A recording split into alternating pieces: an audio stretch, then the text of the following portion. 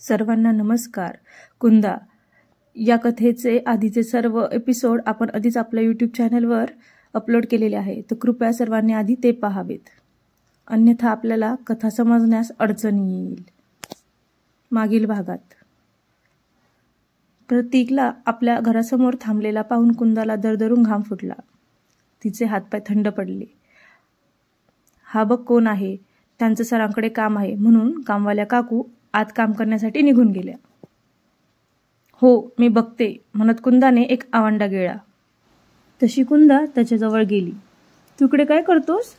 तुला कोणी पाहिलं तर?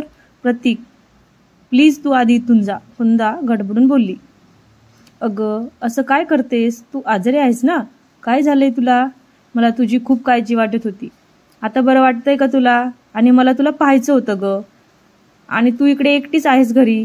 म्हटलं मी तिकडे एकटा काय करू कॉलेजला. म्हटलं तुझी काळजी घ्यायला हवंय ना कोणी, म्हणून आलो मी तुझ्याकडे. तू आहेस की नुसती हाडतोड करते मला? प्रतीक बोलला. अरे पण इथे तुला कोणी बाबा आले तर मी काय सांगू त्यांना? कुंदा आता घाबरतच बोलली. एवढं काय टेन्शन घेतेस? सांग ना त्यांना कॉलेजचा मित्र आहे, माझी तब्येत खराब होती ना म्हणून पाहायला आलाय. नाहीतर असं सांग की नोट्स घ्यायला आलोय मी. किती घाबरतेस ग कुंदा तू? प्रतीक बोलला. आता काय सांगू याला, मी आजारी नाहीये आणि मी बाबांना तर अभ्यासाचं नाव सांगितलंय. बाबांसमोर हा आला तर बाबांना कळेल. बोलले त्यांच्यासोबत. देवा वाचव आता मला, कुंदा मनातच बोलली. प्रतीक मला काही नाही माहिती, तू इथून जा बरं आधी. बाबांचं काही नाही रे, बाबांना सांगेल मी काही पण इथे तुला कुणी जर पाहिलं ना आमच्या शेजारच्यांनी, तुला माहिती नाही ते काही बोलतात. त्यांना बोटभर मिळालं तर ते हातभर करतात. कायम सर्वांवर संशय घेत असतात ते. आणि मला एवढ्यात तरी मला असं काही करायचं नाही की ज्यामुळे मला, तुला आणि बाबांना काही त्रास होईल. प्लीज प्रतीक, आधीच माझी तब्येत खराब आहे, त्यात तू मला अजून त्रास देऊ नकोस. तू मला अशीच पाठवणार आहेस का इथून? घरात पण नाही बोलावणार का? ठीक आहे मी नाही थांबत इथं, पण घर तर बघू दे तुझं. प्रतीक बोलला. तुला कसं कळत नाही रे, खूप प्रॉब्लेम होतील. प्लीज प्रतीक समजून घे ना मला. वाटलं तर पडते पाया तुझ्या, प्लीज जाणार रे इथून. आता पुन्हा हातपाय जोडून कुंदा हातपाय जोडून त्याला विनवण्या करू लागली. बाई जातो मी, नको हातपाय जोडूस. प्रतीक बोलला. मला तू सांगितलं नाहीस तुझं काय दुखत होतं. मी सांगेल तुला फोनवर, पण तू आधी जा इथून. मी लगेच फोन करते तुला आणि सगळं सांगते. बरं मी जातो. पण तसं तुझ्या बाबांकडे सुद्धा माझं काम होतं. प्रतीक म्हणाला. काय? माझ्या बाबांकडे तुझं काम? बाबांकडे काय काम आहे तुझं? कुंदा आता घाबरतच विचारायला लागली. मी त्यांनाच सांगेल, तुला काय करायचं? माझं सिक्रेट आहे. प्रतीक बोलला. हे ऐकून तर तिचे हातपाय थरथर कापायला लागले. आता काय बोलणार हा बाबांसोबत काय माहिती. या टेन्शननी तिला गरगरल्यासारखं झालं आणि तिचा तोल जाणार तेवढ्यात प्रतीकने तिला सावरली. अगं काय होतंय तुला? प्रतीक म्हणाला. काही नाही, सोड मला आधी आणि तू जा बरं इथून आधी.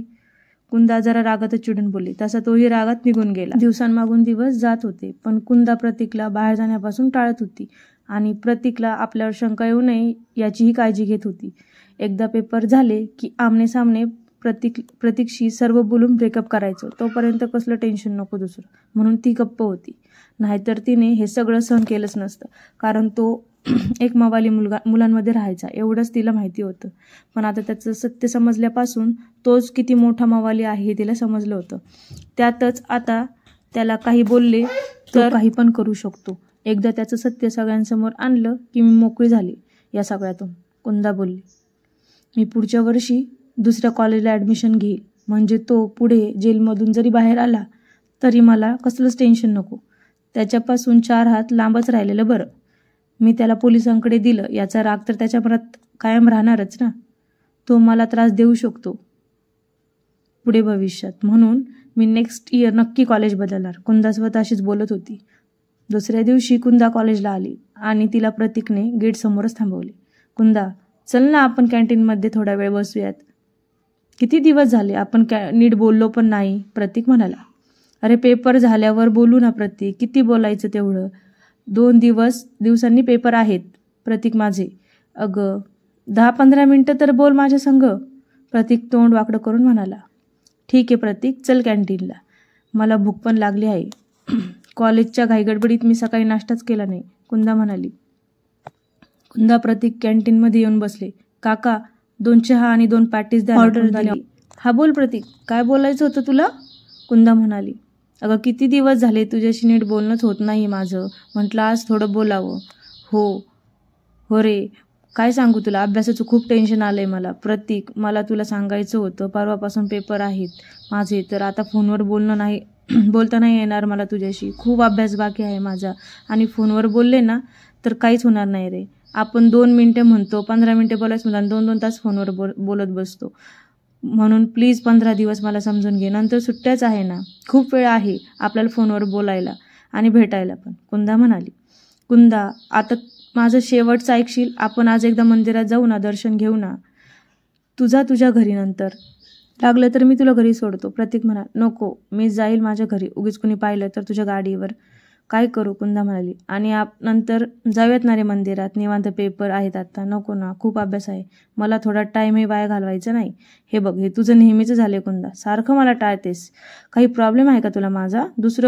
तुझं प्रेम नाही आहे का माझ्यावर? आता दुसरं कोणी आवडतंय का तुला? विश्वास नाही आहे का माझ्यावर? आता प्रतीक चिडूनच बोलला.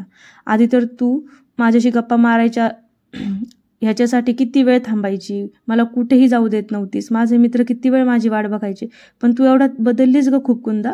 प्रतीक आता पटापटा बोलून गेला. अरे माझ्या सोन्या, असं काय नाही रे, ती तिचे गाल ओढत म्हणाली. प्रतीक, माझं आजही तेवढंच प्रेम आहे तुझ्यावर. आधी पेपरचं टेन्शन नव्हतं रे, आधी नुसतं कॉलेज आणि क्लास एवढंच होतं, म्हणून तुझ्याशी गप्पा मारायची खूप वेळ. पण आता 2 दिवसावर पेपर आहेत, आणि पेपर एक सलग आहेत रे, एकही सुट्टी नाही आहे मधी. सगळा अभ्यास होईल की नाही माझा पेपरचं, याचं टेन्शन खूप आलंय मला, म्हणून मी तुला सध्या नको म्हणते भेटायला, बोलायला. चिडू नको ना रे, माझे एवढे पेपर झाले की मी फ्रीच आहे तुझ्या संग बोलायला 24 घंटे, कुंदा कुस्तीत हास्य करत म्हणाली. हो, हे सगळं पटलं मला, पण प्लीज आज फक्त एकदाच चल ना माझ्या संग. म्हणून त्याने तिचं काहीच ऐकलं नाही आणि त्याने बाईक स्टार्ट केली. तिचा आता पुरता नाईलाज झाला होता. फक्त मंदिरात जायचंय ना, मग जाऊ, आणि तिथून डायरेक्ट मी घरी जाईल, म्हणून कुंदा त्याच्या गाडीवर बसली. आता दोघंही गाडीवर मंदिरात जाण्यासाठी निघाले होते. प्रतीकने गाडी एका स्वीट्सच्या दुकानासमोर थांबवली. त्याने त्या दुकानातून पेढे घेतले आणि गाडी मंदिरापुढे येऊन थांबली. कुंदा, मी गाडी पार्क करून येतो, तू जा मंदिरात, असं म्हणून प्रतीक गाडी पार्क करायला गेला. मंदिरात थोडी गर्दी होती म्हणून ती खुश झाली. दोघांनी देवाचं दर्शन घेतलं. प्रतीकने देवाला प्रसाद चढवला. नंतर मंदिरातील सर्व भक्तांना त्यांनी आनंदाने प्रसाद वाटला आणि सगळ्यात शेवटी कुंदाला प्रसाद दिला. अरे प्रतीक, तुला पण घे ना रे प्रसाद, कुंदा म्हणाली. अगं मी घेतल्या आधीच, मंदिरात पुजारी काका आहेत ना, त्यांनी मला आधीच दिला होता. कुंदा, चल आपण 5-10 मिनिटं त्या झाडाखाली बसूयात, असं म्हणून प्रतीकने कुंदाचा हात पकडला आणि तिला झाडाखाली आणलं. कुंदाने प्रसाद खाल्ला तसा तो कुस्सीत हसला आणि तिच्या इकडच्या तिकडच्या गप्पा तिच्याशी करू लागला. आता 5 मिनिटांनी कुंदाला चक्कर आली आणि ती बेशुद्ध झाली. हे पाहून प्रतीकला खूप आनंद झाला. त्याने लगेच आपल्या टपरी मित्रांना फोन फिरवला आणि एक ओमिनी व्हॅन गाडी बोलवून घेतली.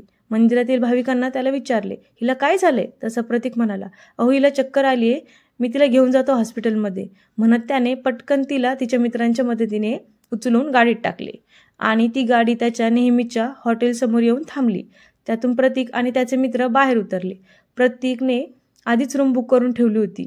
प्रतीकचा सगळा प्लॅन आधीच झालता, फक्त तो एक्झिक्यूट करायचा बाकी होता. त्याने निम्मा प्लॅन पूर्ण केला देखील होता. आता कुंदा बिचारी बेशुद्धच होती.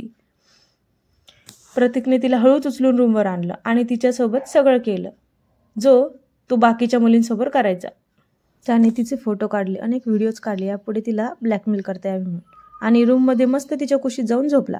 तेवढ्यात प्रतीकचा फोन वाजला. प्रतीक म्हणाला, काय झालं? मला डिस्टर्ब का केलं तुम्ही? तुम्हाला माहिती आहे ना मला असं रूमवर आला डिस्टर्ब केलेलं आवडत नाही. प्रतीक रागातच त्याच्या मित्रांसमोर बोलला. प्रतीक, आत्तापर्यंत तुझी आम्ही खूप मदत केली, पण तू कधी आम्हाला त्याचा मोबदला दिला नाही. तू एकटाच आत्तापर्यंत कितीतरी मुलींची मजा घेत होतास, त्यात कधी आमची मदत नाही घेतली, पण आज तो आमची मदत घेतली तर आम्हाला देखील तुझ्यासारखीच मजा करायची आहे, प्रतीकचे मित्र त्याला म्हणाले. प्रतीक त्यांचं बोलणं ऐकून शॉक झाला. नाही, प्रतीक गडबडून म्हणाला. काय रे प्रतीक, काय झालं, तू एकटाच अशी मजा घेणार का? आम्हाला पण जरा आस्वाद घेऊ दे ना, त्याचे टपोरी मित्र बोलले. आज माझी एवढी गाडी वापरली, तुला इथपर्यंत आणायला मदत केली, त्याची पार्टी तर हवी आम्हाला. त्याचे मित्र आता बोलू लागले. ठीक आहे, यावरती रूमवर, प्रतीक बोलला. प्रतीकने कुंदाकडे एकदा पाहिलं. कुंदा, तू मला सगळ्यात जास्त सतवलं आहेस आणि मी घरी आलतो त्यावेळेस तू माझ्याशी नीट बोलली नाही. डायरेक्ट मला हाकलून दिलं. तुला काय वाटलं मला माहीत नाही तू मला टाळत आहेस? मला सगळं माहिती आहे, सगळं म्हणजे सगळं सत्य. व आरती तुला माझ्याबद्दल सगळं सांगत होती ना, ते मी पाहिलं होतं, माझ्या कानांनी ऐकलं होतं. तू मला कशी टाळतेस आणि तुझी त्यावर काय रिॲक्शन असेल ना, हे मला पाहायचं होतं आणि मी तर माझा बदला घेतला. म्हणून तो हसायला लागला. रूमचं दार वाजलं आणि प्रतीकने रूमचा दरवाजा उघडला. तसे त्याचे मित्र आत आले. त्यांनी रूमवर सगळीकडे नजर फिरवली. कपडे जमिनीवर इकडे तिकडे पडले होते. ती निश्चित अशी बेडवर पडली होती. तिला त्या नग्न अवस्थेत पाहून त्याच्या मित्रांच्या तोंडाला पाणी सुटलं आणि त्या सगळ्यांनी तिच्यावर धाड टाकली. पिसाळलेल्या कुत्र्यासारखे ते तिचे लचके तोडत होते. त्या सगळ्यांनी तिच्यावर सामूहिक बलात्कार केला, तिच्या शरीराची दुर्दशा करून ठेवली आणि सगळे रूममधून बाहेर पडले. बिचारी कुंदा एकटीच तेथे पडून होती. काही वेळाने तिला जाग आली आणि तिचं सगळं शरीर असंख्य वेदनाने दुखू लागले. तिला काही वेगळं जाणवायला सुरुवात झाली. पूर्ण शुद्धीत आल्यावर तिला कळलं की तिच्यासोबत काय झालं आहे. ती वेदनेने कळवळू लागली. तिला उठून देखील बसता येणार. तेवढ्यात रूमचं दार उघडलं. समोर प्रतीक होता. तो आत आला. कसं वाटतंय तुला म्हणून तो विचारू लागला. ती रागातच त्याच्याकडे धाव घ्यायला लागली, पण तिला नीट उठून चालता देखील येईना. ते पाहून तो हसायला लागला आणि म्हणाला, कशाला जास्त प्रयत्न करतेस ग, बस खाली, तुला सांगतो सगळं काय झालं कसं झालं. कुंदाला आता सगळं कळालं होतं की प्रतीकने तिचं सगळं आयुष्य खराब केलं आहे, उद्ध्वस्त करून टाकलं आहे, पण तिला तरी त्याचं सगळं तोंडून ऐकायचं होतं. मी आणि माझ्या मित्राने कालच प्लॅन केलता तुला इथे आणायचा, प्रतीक कुस्सीत हास्य करत बोलला. काय? कुंदा बोलली. मला आरती तुला काय बोलली हे कळलं होतं, मी पाहिलं होतं तुला तिच्याशी बोलताना, प्रतीक म्हणाला. तू काहीच बोलली नाही ना त्याबद्दल माझ्याशी. मग म्हटलं तू नाटक करते तर मी पण नाटक करतो प्रेमाचं, लेवल मॅच झाली पाहिजे ना आपली, खोट्या प्रेमाची, खोट्या दिखाव्याची. म्हणून तर मी तुला मंदिरात नेण्याचा बहाणा केला, पार्किंगमध्ये जाऊन पेढ्यात गुंगीचं औषध टाकलं आणि तुला तो खाऊ देखील घातला. तिला तिच्या कानांवर विश्वास बसेल ना. ती पुरती आतून तुटून गेली होती. तिला काहीच करता येईना, पण तिने गुपचूप तिच्या बाबांना फोन लावला होता प्रतीकच्या नकळत, आणि त्यांनी प्रतीकचं सगळं बोलणं फोनवर ऐकलं. आता काय होईल प्रतीक सोबत? कुंदा देऊ शकेल का त्याला त्याच्या गुन्ह्याची शिक्षा? पाहूयात कुंदा भाग 5. कथा आवडल्यास कमेंट करून नक्की सांगा. चॅनलला सबस्क्राईब करायला विसरू नका आणि बेल आयकॉनला नक्की दाबा. धन्यवाद.